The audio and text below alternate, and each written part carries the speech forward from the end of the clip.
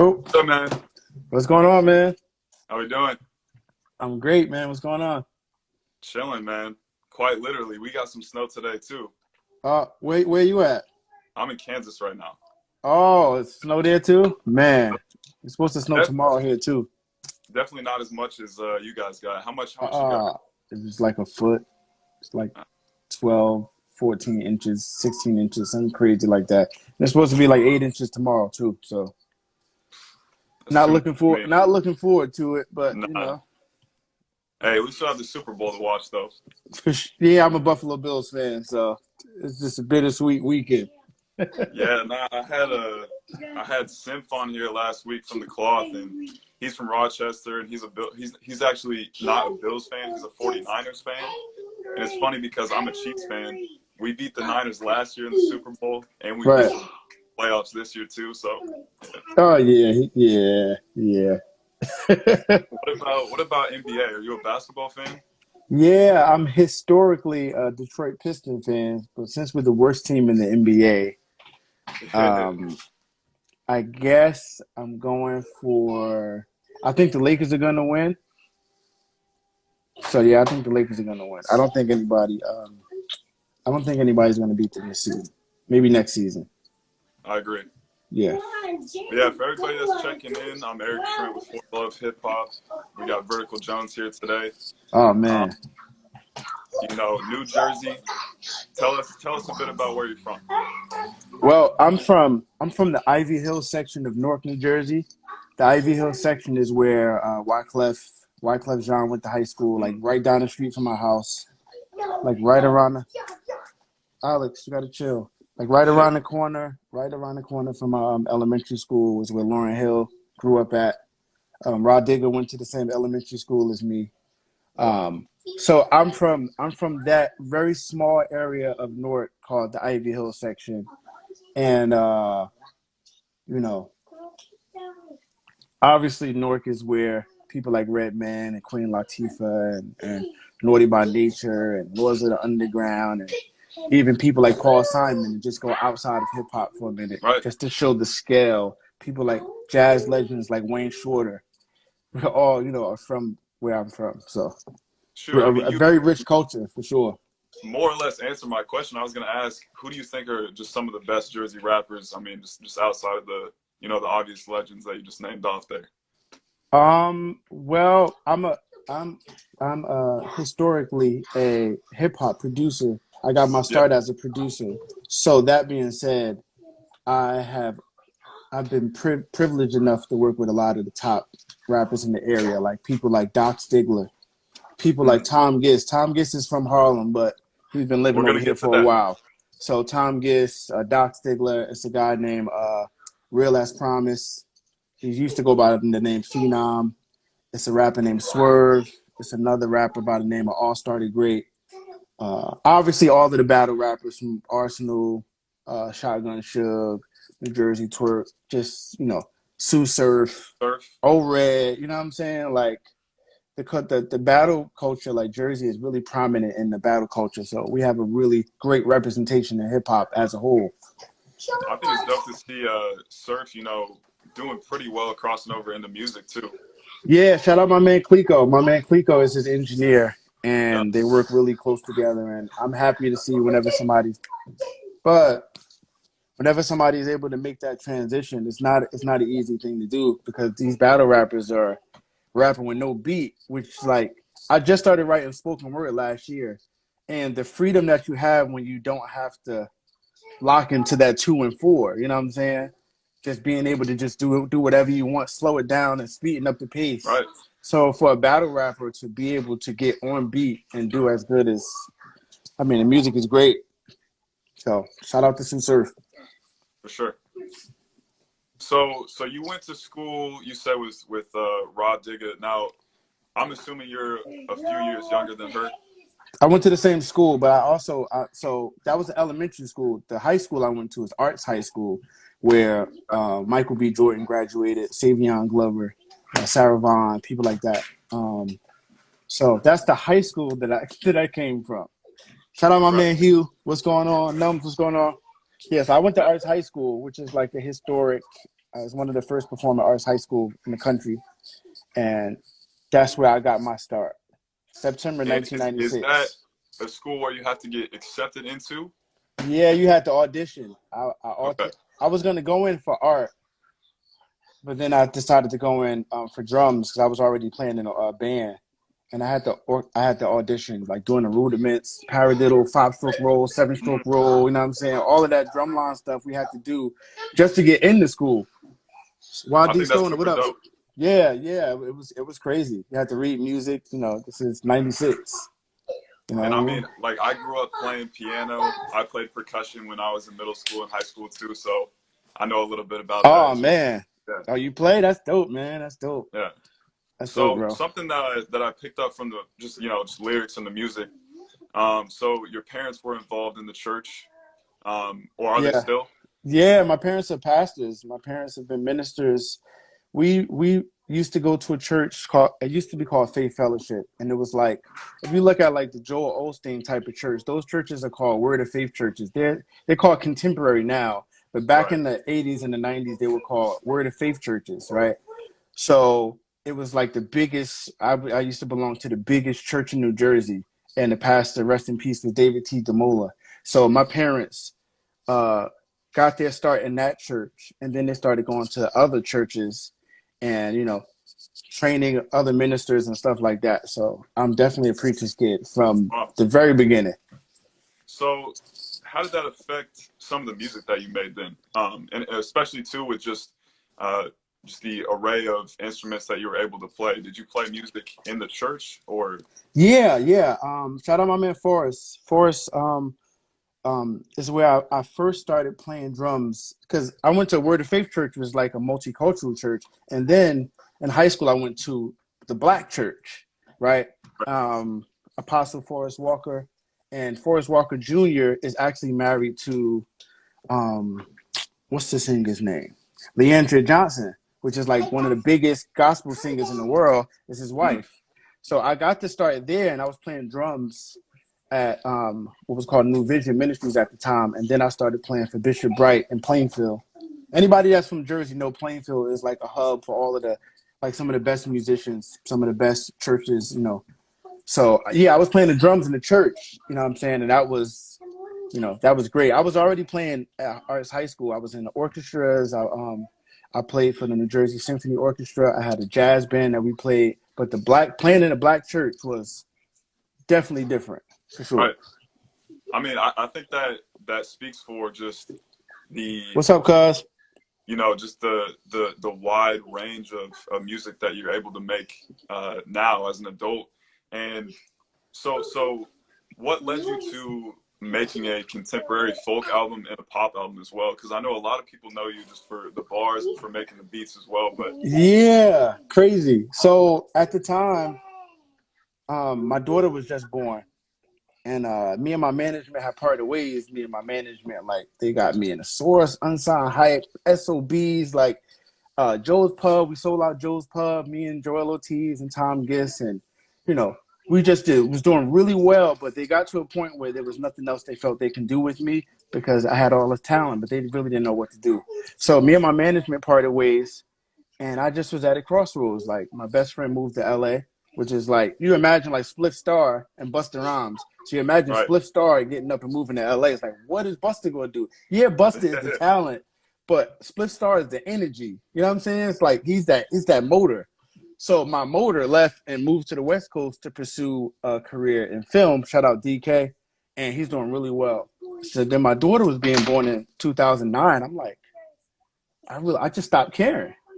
I stopped caring. So I was me and my man Hef, we was actually writing songs for Rihanna's album.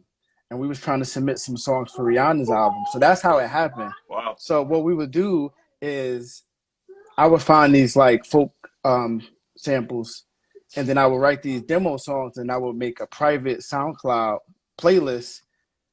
And after like 4 or 5 songs, it got so good I actually never even submitted the songs. I just, you know what I'm saying? Like, I never submitted them. We just kept going, and that became what became sketches. so essentially you're making like reference tracks Yeah, for her. that's all it was. That's Carter, crazy. what's up? Yeah, there was reference tracks. I was like writing them, and it just got so good. Before I knew it, I had like 11, and then that was like one of the first times people even heard me sing because I always kind of did it, but the rap stuff was going so well. It just was like, Kind of took a back seat. what it was. It was kind of like the scariest thing to do when everything is working to totally change. I Switch just it up. like totally. I went from underground, like you know what I mean, like Skazoo type music Ooh, to like John Mayer, Matt Carney, Nick Drake. You know what I'm saying? I just totally changed. It was always there, right. but when I did it, the craziest thing that happened was I got the response right away. Soon as people heard it, it was like automatic. And it made me mad because I'm like, as an MC, every time I wrote a rhyme, it was like I felt like I was trying to get a hip hop quotable. I would labor over the first line just so that I know they gonna go crazy. I used to say stuff like, if Jay-Z heard this, he would just throw up in his mouth because this is so good. The kind of competitive spirit as an MC, right? So then you take that and then you take a acoustic guitar sample and I'm just singing whatever comes to my head, and people are like, oh my God. I'm like, yo, you serious? I could have been, you know what I'm saying? Doing that for yeah. Bro, No, Wyclef said this. Wyclef said this. He said, nobody paid attention to me till I started singing. That's what Wyclef said. When Wyclef started singing, he said that's when everything changed for him. And for me, it went so well. So then I started working with a friend of mine named Nico, and I was working with Wiz Khalifa at the time. And I met one of my dear friends, Rock Davis, and we started doing all of these videos. We did the YouTube City of Blinding Lights in Times Square cover song. And I'm in Times Square singing YouTube City of Blinding Lights. And it was working so fast. It was working so fast, bro. And one of my friends was like, yo, I didn't think I was gonna like this, but yo. I felt the same way when I listened to, especially the contemporary folk album. I am almost strictly hip hop, maybe a little bit of alternative here and there. And Yeah. when I sat down, because when I DM'd you and I asked you, okay, I know you got the monochrome series, Yeah. and you know you The said the gold tape. Yeah. I have the other two, the contemporary folk album and the pop album. I'm like, hold on, I got to give these a listen. And I went and I listened to, especially that contemporary folk album. And I'm like, okay, I'm gonna listen with the open ear, and that actually I did enjoy it, and that's not even my type of genre at all. And I was like, you know what? No, this is dope. So I appreciate that. You know what? It's like I feel like when something is authentic, like I was always that the whole time. Like it would be me and my friend DK, and we'd be making this music in my room, and my mom would open the door, and we'd be jamming so much we didn't even know she was there. So yeah, outside of my man Weez and my mom hearing the music, those are the only people that even heard it. But like I said, when my daughter was born, I stopped caring. I felt like I reached such a height. I almost felt like I reached my ceiling. Everybody was like, "You're the next Kanye. You're the next Jay-Z. You're the all of this stuff, doing all of these shows and all of this magazines and all of this press, and for everything to just fall." I just was like, I don't have nothing to lose now. I might as well do what I really want to do. right. And when I did it, it just was like it was automatic. So you touched on this a little bit with the the quotables. So that's the source, correct? You talked about the source method. Yeah, man. Now, share a little bit about just being on Unsigned Hype and just like where you were at in your career at the time. I was on Unsigned Hype at a time. I think Joel Ortiz had. I think mine was before his, or his was right after mine, or whatever. Um, So that early was 2000s, right? it was '06. Okay. So that was a time when the source still mattered. It was actually the Trina swimsuit edition. So Okay. it's a ridiculous picture of Trina up there. It's ridiculous. Actually, I was at a studio one time and somebody had the cover. I was like, oh, I was in that one. Everybody knows the Trina cover. Anyway, so it was such a big deal because it was validation for me. You know, it was that cosign, and I kept getting the cosign. I got a cosign from Chuck D. I just kept getting the cosign. All hip hop game, hip hop DX. You know what I'm saying? Like Jubei from SOBs, Joe's Pub. Like, you know what I mean? We just was rocking, boom, boom, boom, boom. And I always was the kind of artist where I wasn't cocky, but I always wanted to prove that I am what I say I am. And I also wanted to prove that I am what my friends say that I am. If my friends say, "Oh, Vert is dope," I want to prove it. I don't want people to be like, you know what I'm saying? It's not even up for debate. Either he is or he's not. You know what I'm saying? Based on the work. So that was the time when everything was really pop. It was just like, man, it was such a time. That was So I'm 23, so I just barely missed that era where the magazines were, you know, actually very relevant. I mean, yeah. even XXL magazine, like that's a large part of why I do what I do with my page, is because I'm trying to, you know, bring back some form of, you know, credibility and relevancy with, you know, just Yeah. online sites that are pushing actual good hip hop. And I feel like XXL especially is just kind of gone in a completely different direction. Man, all of those platforms. I mean, it's just pretty much ads. Right. The whole magazine is ads. I mean, I get it, but I think like the blogs. It's weird that I feel like the blogs are coming back because being that there's so much access to music that it's just like people still need to know what the hot shit is. Right. You know what I'm saying? Like, okay, I have access to everything. I got Spotify. Okay, it's 200 million artists. What am I supposed to listen to? So, and Nah, I still think that I don't like the word curator, but I still think that the tastemakers or like people like yourself, you know what's the hot shit. It may not be the most popular shit, but the quality, the soul food, you know right. what it is. That's what I'm And you know how saying. to 'Cause find it, and you know how to I find it see too. I see the, you know, the complexes, the XXLs, you know, hot new hip hop even. It's more just like okay, who's the new guy that has the most Instagram followers? Not even Yeah, about how good yeah. their music is, but yeah. So I think that's really special that you got to you know, be in the source, you know, right before it kind of just took it downhill, because that's something that people can never take away from you, you know.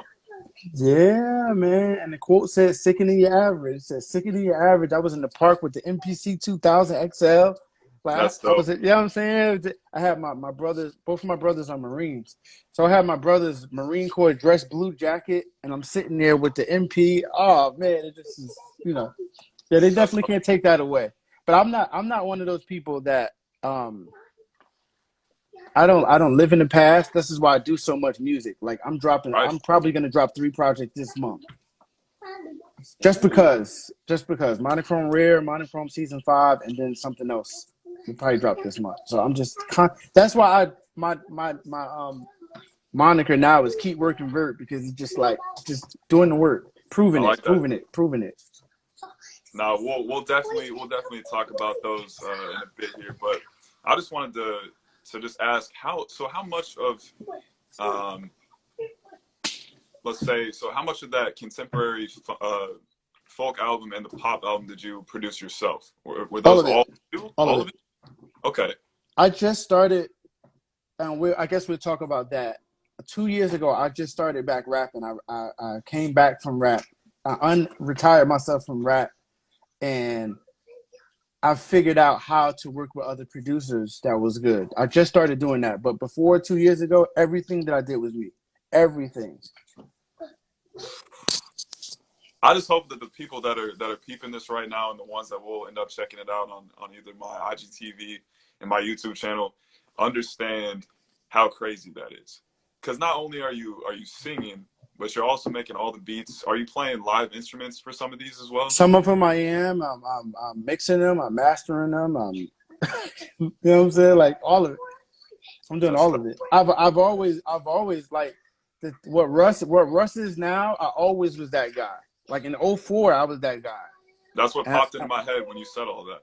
yeah, I was on hip hop. I had an interview with Brian 730 on Hip Hop Game, and he was like, "Yo, how are you doing all of this stuff? Like all the stuff that people are doing now. I was already doing it, Not like, oh, I'm this big shot. No, I just had to. I had nobody. Wow. I had nobody. It just was me. You know what I'm saying? Like I didn't have the kind of resources, but my brother always tells me, don't let what you can't do stop you from doing what you can do. So So, I just been doing what I can. so skipping around a little bit here, but talk about your friendship with Tom Gift. That's a name that I first came across when I was listening to Cameron's Public Enemy mixtape a few years Yeah, ago. man. Wow. So Tom Gist is how I got my start in the music industry. And I want to say 1998, I was on the corner with my friends. We was like freestyling. I was like playing beats. I just started making beats. Like I had a like a Yamaha keyboard from my school, and I had like a karaoke machine, and I was like making beats. You know what I'm saying? And I was on the corner, and this guy named Duke was like, "Yo, those are your beats?" I was like, "Yeah." He was like, "Yo, give me a beat tape." I'm like, Duke, are you talking "Okay." about God? No, his name is Duke Richmond. Okay, I was about to say. He's a guy from out here. So, long story short, the beat he picked one of the beats, and the beats was for Tom Gist. We went to the studio called Perfect Pair. Perfect Pair is where Lauryn Hill did the Miseducation of Lauryn Hill. She did some of that there. So the engineer that worked on that, Ken Johnson, was the studio that I went to when I sold my first beat, which was the Tom Gist. Wow. Right. So the crazy thing is when I met him, he reminded me of like Chris Childs. He had that New York Knicks basketball player. And he also was a high school All-American basketball player. So he was that. When I saw him, I thought he played for the Knicks. He just looked like a basketball player. Right. And this is how I got my start. I sold my first beat in 1998. And I'm proud to say almost every project that he came out with, I've been on every one That's since. awesome. So definitely one of my best friends. Definitely somebody that I hold to high esteem. He's like Nas for me. You know what I'm saying? If you're from Queens, he's like, you know what I'm I saying? caught that bar that you Tragedy said. Gaddafi. You know what I mean? Tom Gibson. Right. I'm from Queens. He's Tragedy Gaddafi. He's like, you know what I'm saying? The pinnacle, and he's always been that for me. And so you had a couple bars where you said something like Gist was Nas, somebody Yeah, with large pro. Doc Stigler. Right. Yeah. My friend Shaw was large pro. Right. Okay. Yeah. Right. So another name that you mentioned earlier was Sky Zoo. And that actually takes me back to when I first found your music for the first time. So I have Right. a friend named Henry who is actually from Lawrence, and he had a friend who went to Kansas University, and that's actually where they basically like created the concept for Loom, which is just a new streaming app. Oh yeah, I just my one of my god brothers is associated with Loom, and I just started to mess around with it. It's Right. dope. It's dope. So my friend put me onto that. I was like, okay, I'm gonna check this out. And since Skyzoo, for me, he is in my top 5. So I'm like, okay, I'm just gonna search his name on here and I'm gonna see what pops up. And sure enough, Make It Home, Make it home. your track with Skyzoo came up, and I was like, all right, I'm gonna check this out. One of my favorite songs from last year. So just speak a Wow. bit about. So did you get when you work with him? Do you work with him in studio, or are you just sending stuff back and forth? Well, it was during last year with the pandemic, so I don't even think he was in the New York area. I think he was probably in the Atlanta area. Hmm. So I was in the studio and I was making a track. I've been keeping in contact with him. I've been like sending him beats. He got a couple of the beats in the stash. He's definitely one of my. Him and Rick Ross are my favorite rappers to listen to. Like, I can listen to. And Skyway has the album coming out, I think this month. So he's definitely one of my favorites. And we've been cool, and I've been keeping in contact with him. And you know what I'm saying. So I was in the studio making a song. I have the video of the whole thing.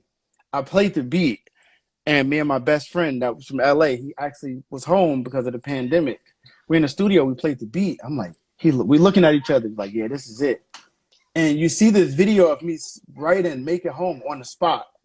I just want to make it home. I'm mumbling. So then my friend from Baltimore, the guy I said was Large Pro, he's my Mm-hmm. OG. He's on the phone like, yo, we probably need to pull the trigger on the Sky Zoo thing. I'm like, yo, I got the record right now. I sent it to him. He's like, yeah, that's it.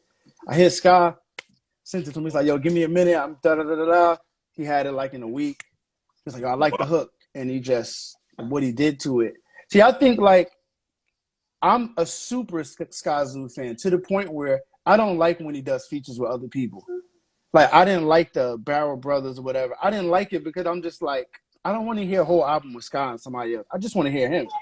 You know what I'm saying? So I feel that. For me to do a feature with him, it had to really be good. Like the beat, it had to fit. I wanted to be a concept. I didn't want us to just be going bar for bar. I definitely wanted it to be about something, and with the temperature of everything that was happening. And then Michael B. Jordan, being from my high school, being on that track at the beginning with the Fruitville Station thing, and just like the way it all tied together was just like crazy. And he did a masterful job on there. And I just was I think so lucky that he that's did. why it caught my eye too, is because he, like you said, he doesn't do a lot of features. Right. And I mean, and now that you're telling me the story, the hook just makes that song even more special because of just like how relevant that was. Yeah, he just like his son Miles is like, I want to say his son Miles is like 2 or 3 right now. So Yeah. he just became a dad. So that kiss your lady before you leave the crib, hug your babies before you leave the house. That's real. You know what I'm saying? Like, so I just was really fortunate that we made a record that mattered. It wasn't just, like, it's like there's countless amounts of features that don't matter. I don't care how amazing the bars were, but you forget about it because it didn't really matter. It just was like, oh, that was dope. Okay, and you're never going to listen to it again. Like this record, when you hear it, you feel it. You know what I'm saying? You feel it a little more. So like I said, he definitely made last year very special for me because I just was like so fortunate. And it came out good. Sometimes you do these features and you invest in, this stuff and it don't work out. Sometimes it's just trash. Not because of the artist, it's just the chemistry, the beat. I mean, the levels, the mix. I mean, especially right. if you're not able to be in studio, I would assume too. I'm fortunate enough to have listened to so much Sky Zoo. I knew exactly what he was saying. And the crazy thing is, the dude First Official that did the beat produced on the Father's Day project that he put out, and Milestones, right? He produced on that, and I think I was one of the last records he did because right after he did Make It Home, he went out for a surgery. He had like a throat thing. I was about to. It was right. I got it right on time because you can hear it. Right. You hear the raspiness and the strain on his voice. He had a surgery right after he did Make It Home. No, and when he came back, he did Milestones.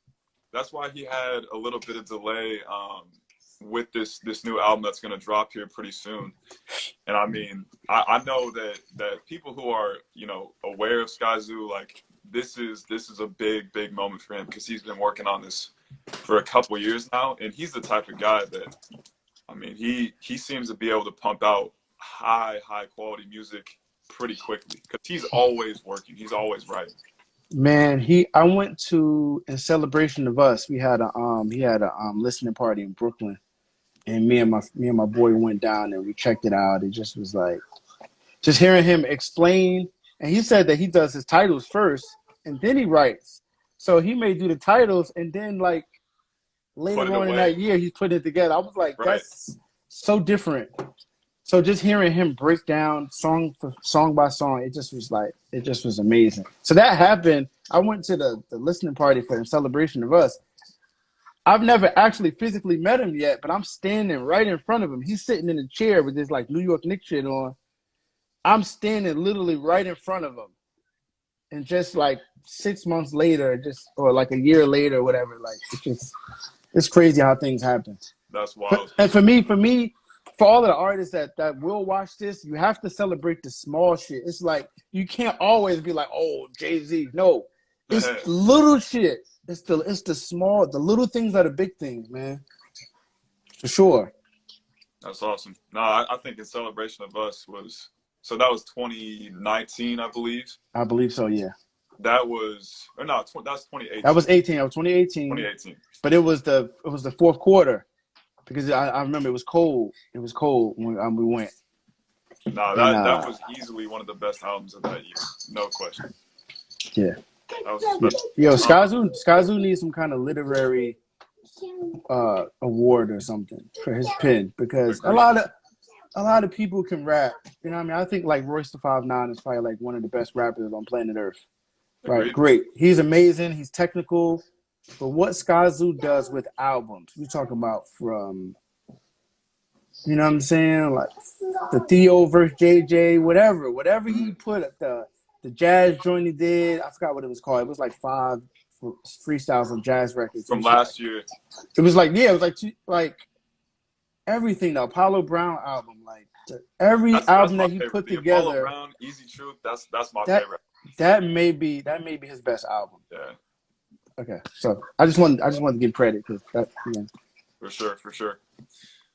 So just bringing it back to more, present day. So if you don't mind, can you talk about, you had a near-death experience that seemingly led to sort of like a career revival of sorts, or just maybe put the spark back in your music. And you talk about that a lot in the Monochrome series. So if you could speak about that. Yeah, I had a it was last not well it was not last because it happened again last December. The year before, I had a really bad asthma attack and I was in the house. And it's crazy because at the time I had dropped Gold Tape and I was trying to finish Gold Tape 2 for the people. And I was putting a lot of strain and a lot of pressure on myself to finish it. And I had the worst asthma attack. Like, it was nobody in the house. I didn't have a rescue inhaler.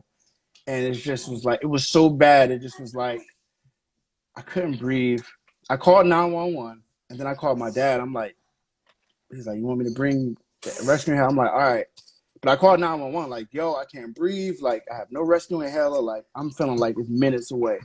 I'm at the window, clambering onto the window. I'm like physically praying, like my last prayer, because for everybody that, if you don't know, if you don't have oxygen, you have nothing. I don't No, care how you can look like you're perfectly fine. If you don't have oxygen in a certain amount of minutes or seconds, if you don't have oxygen, you have nothing. So I'm holding on. I know I probably got 3 minutes. I probably got 3 minutes before I just like, and I'm praying. I'm like, no, protect my kids, blah, blah, blah, protect my babies, blah, blah, blah, blah, which became titles for later on. right? And after that, it kind of just was like, I started, that's why I started this. I kept saying like the art on the wall. I kept saying the art on the wall. And I started talking about Picasso because my cousin always says I'm the living Picasso. And I always said that my prayer would be that people would be able to experience what it is that I do while I'm still living. I'm gonna give you an exclusive since you know this is a special time. This is the cover for Monochrome Rare. Nobody's ever seen this in life. That's the Wow. cover for Monochrome Rare. What it is, it's a rare Picasso painting. I just kind of arranged it a certain way. So that's the That's cover dope. for Monochrome Rare. So it kind of was like Picasso has a saying, and he says, "Oh shit." He says, "Give me a museum and I'll fill it." So that's the monochrome. That's my mind state now. Like I have a whole museum. Like, what am I gonna do? I need to fill it with art while I still can. While I'm still able to paint, I need to fill it all of these corridors with as much art as I can. So that's my mind state, and that's what happened as a secondary consequence of that asthma attack. It kind of was like, wait, I'm on the clock. Let's, you know what I mean? Let's get busy. Let's show them what we got. You know what I mean? That's special. That's special. So, for me at least, the only projects that I've heard from you are just the ones that are available on Apple Music and Spotify. But with the Monochrome series, I asked that last question just because I think it, not that there wasn't a soulful feeling in the earlier projects, but I just feel like the Monochrome series just took an even further dive, just into very very serious topics, I think family, the stuff like very that. the very beginning of it, the whole monochrome season happened because I was home And my girl called me and was like, "Yo, Kobe Bryant passed." I just was like, Mm. "Whoa!" And I stopped writing, and it was like I had to shut down for the rest of the day. The next day, I wrote "Leave Something" about how I felt about Kobe, and then a week and a half later, Monochrome One was done. So Wow. that happened, right? And then the news. Hold on one second.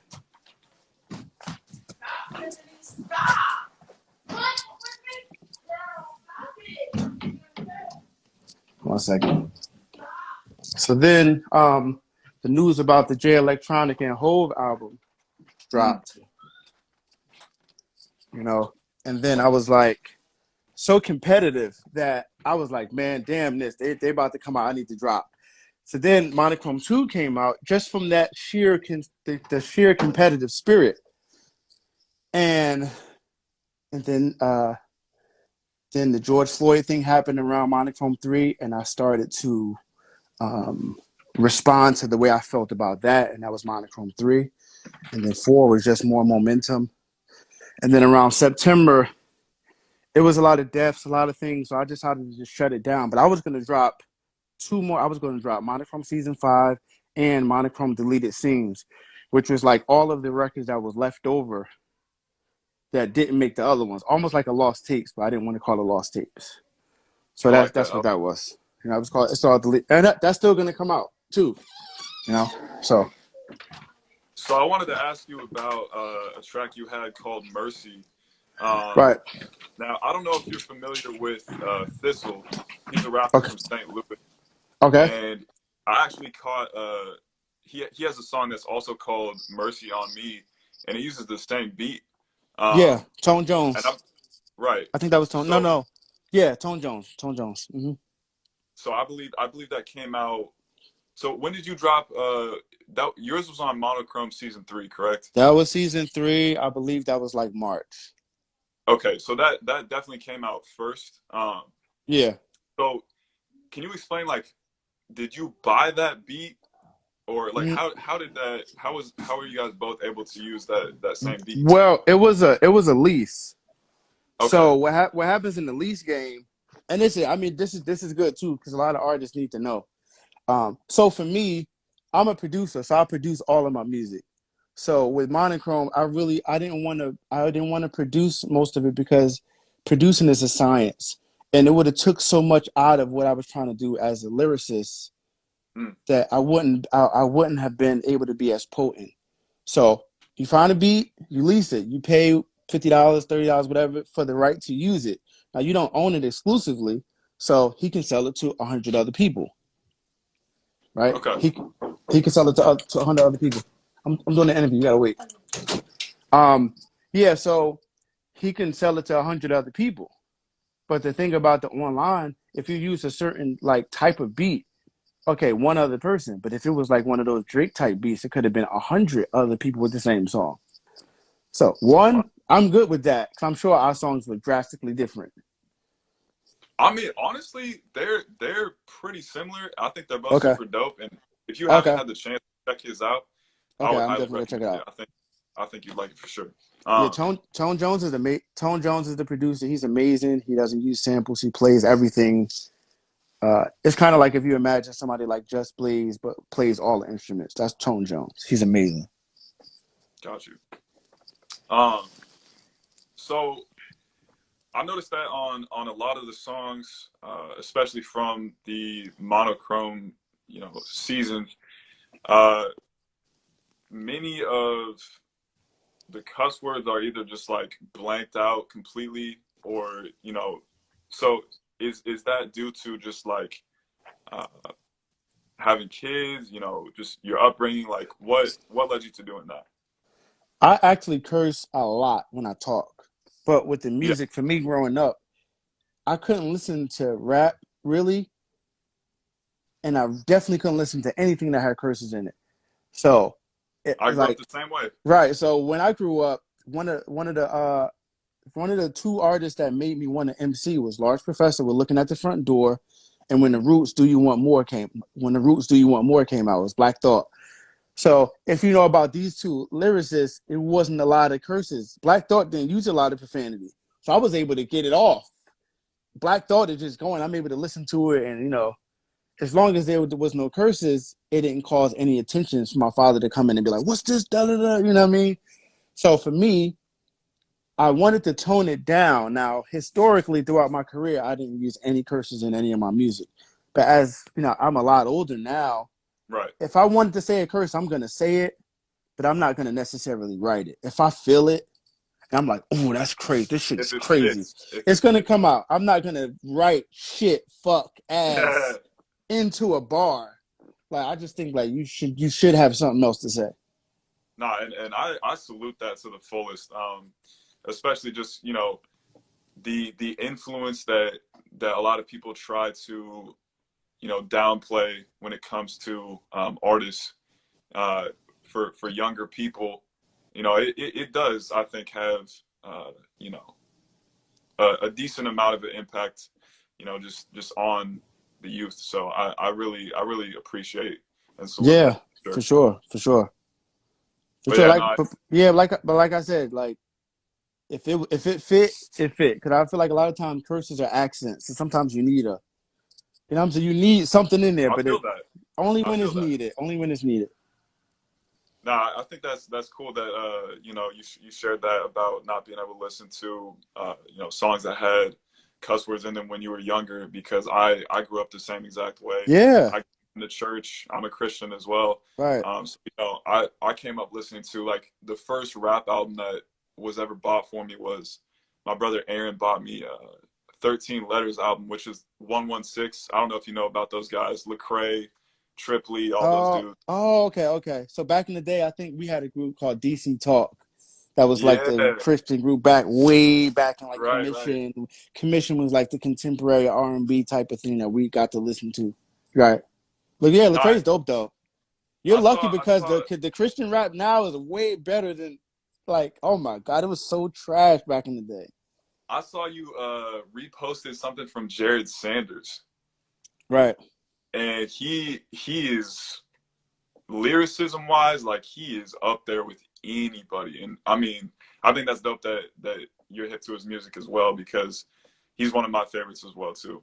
For me, it's like, if something is good, it doesn't matter. I feel like in the near future, like, maybe music doesn't have, like, I don't know.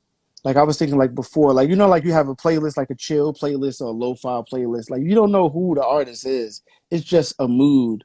And I feel like sometimes, like, you take somebody like Sha Money, right? When Sha Money was giving 50 Cent the beats, it was no labels on it. It just was a CD that said, shout out my man Halu. I used to be at G Unit submitting beats.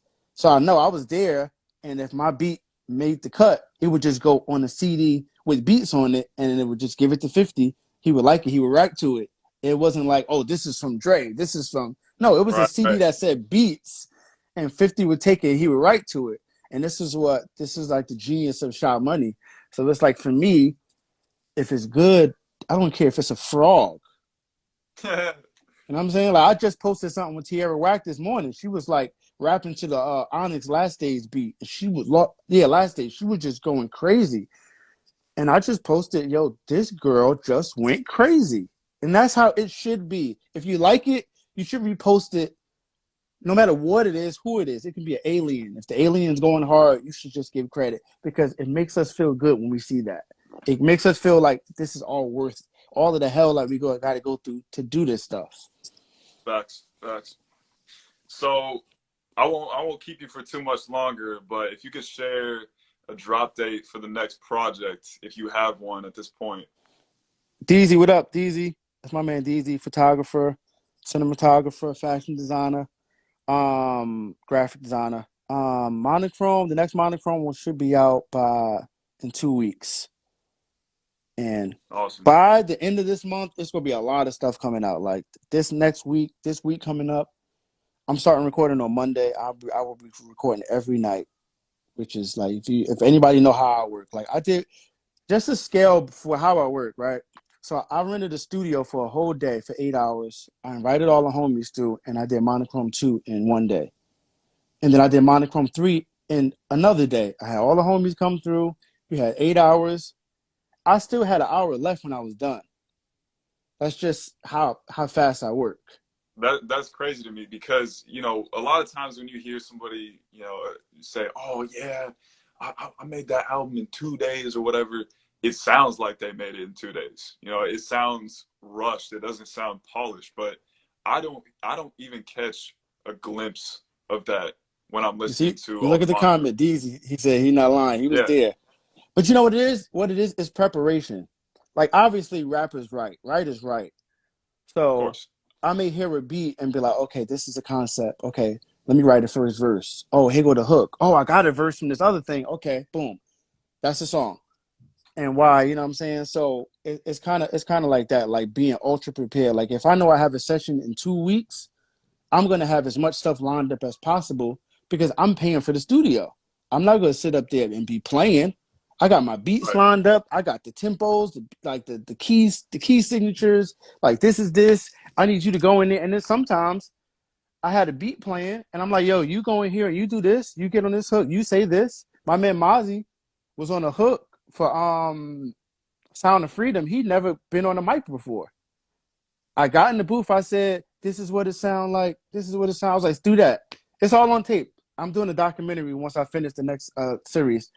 And he got in the booth, and then my man Hemi got at the beginning. I said, "I just want you to talk trash at the beginning." He's like, "Well, we got to be free." What is it? He said that at the beginning. He talked at the end. I said, "You do that." My other man was like, "You got a verse? Okay, go in the booth. You do that." And then all I had to do is write one verse. That's easy. So while they're doing that, I'm pinning my verse. Take me 10 minutes. And then I go in there and I do my thing. And that's the song.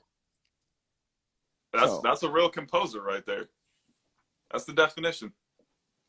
That's dope though. So my last question for you before I let you go. If you had one producer and one rapper that you could collab with, dead or alive, doesn't matter. Someone or both people that you haven't worked with previously. So just anybody that you could think of, one producer, one rapper. Timberland. Um It'd probably be a singer, not a rapper. Okay.